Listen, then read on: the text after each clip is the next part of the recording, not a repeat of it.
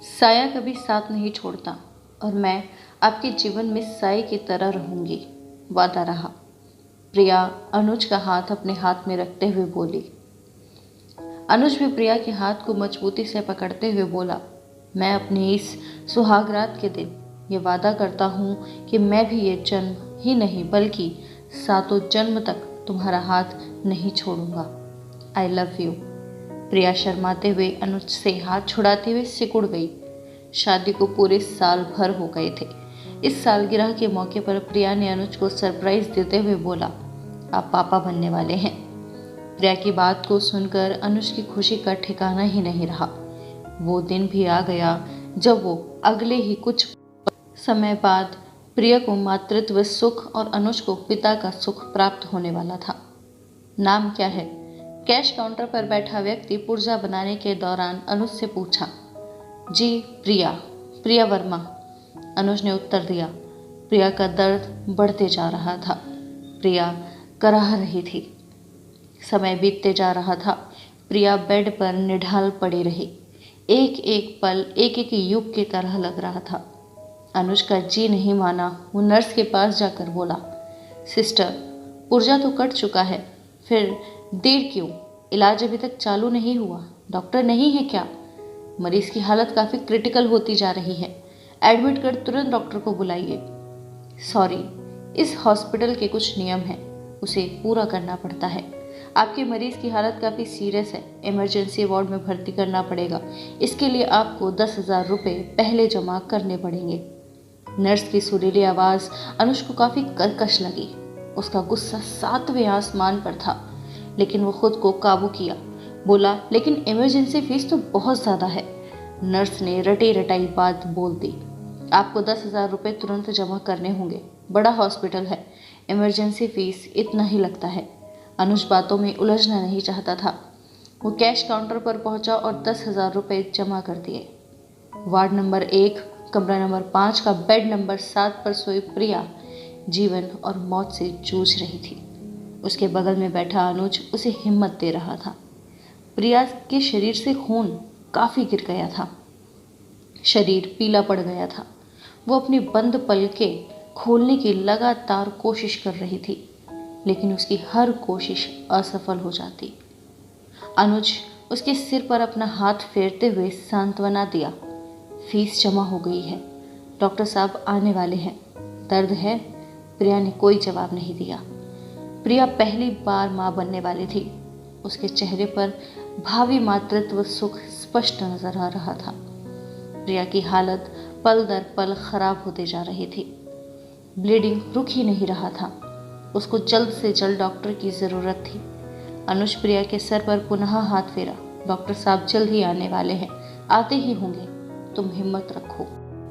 प्रिया अपना हाथ धीरे धीरे उठाई और अनुज के हाथ को अपने हाथ में रखी।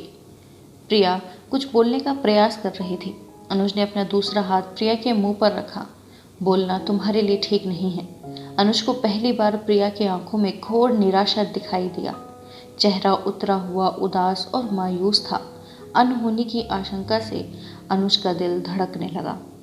खुद को मजबूत करते हुए अनुज ने पुनः प्रिया को सांत्वना दिया। डॉक्टर साहब जल्द ही आने वाले हैं, आते ही होंगे, तुम हिम्मत रखो। प्रिया, तुम तो बहुत ही हिम्मती लड़की हो। याद है, मुझे पाने के खातिर तुम समाज और परिवार से लड़ी थी। तुम्हारी जिद के आगे परिवार को झुकना पड़ा, समाज को झुकना पड़ा। आज वही जिद करना है, भगवान से मौत को हराना है, मेरे खातिर, अपने प्रेम के खातिर। तुमने वादा किया है, तुम मेरा साया बनकर आजीवन साथ रहोगी, याद है ना? वो इशारे से सर हिलाई, मानो कह रही हो, हाँ भला मैं कैसे भूल सकती हूँ। अनुज को घबराहट हो रही थी। डॉक्टर साहब अभी तक आए क्यों नहीं? अनुज डॉक्टर साहब के चैम्बर की ओर जाने लगा, लेकिन तभी प्रिया इशारे से रोकी, मानो कह रही हो, इस आखिरी समय में तुम मेरे साथ रहो। अनुज के बढ़े कदम ठिठक गए। प्रिया बोलना चाहती थी, वह बोलने का लगातार असफल कोशिश कर रही थी। लगातार कोशिश के बाद आधी अधूरी सफलता मिली। वो बोली, तुम अपना ख्याल रखना, तुम मुझे। प्रिया की बात पूरी नहीं हुई थी कि तभी अनुज प्रिया के मुंह पर दोबारा हाथ रख दिया। ऐसी अशुभ अशुभ बातें ना निकालो, तुम्हें कुछ नहीं होगा। तुम्हें वो वादा याद है ना? हम दोनों एक दूसरे का साया बनकर जीवन भर साथ देंगे।